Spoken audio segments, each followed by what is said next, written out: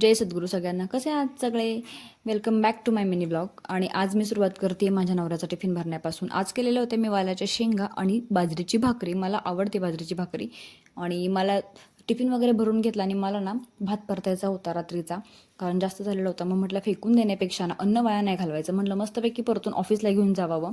मग त्याच्यामध्ये कांदा वगैरे काहीच टाकलेलं नाही, तेलामध्ये जिरे मोहरीची फोडणी दिली आणि एकदम बेसिक मसाले टाकले. त्याच्यामध्ये मला मॅगी मसाला पण ॲड करायचा होता, पण मला तो भेटला नाही, सो त्याच्यामुळे तो स्किप केला आणि मस्तपैकी घरच्या मसाल्यांमध्ये भात परतून नेला.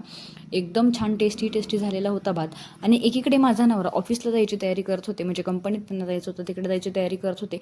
नक्की मला यांच्याकडे बघून असं वाटत होतं की नक्की हे कंपनीतच चाललेत की दुसरीकडे कुठे. पण जाऊ दे, काय बोलणार आपण, आता काहीच बोलू शकत नाही. म्हटलं जाऊ द्या, करू द्या मज्जा. आणि संध्याकाळी घरी आले आणि इथं डोहाळे लागलेत मला, आणि माझा नवरा चिंचा खातोय बघा.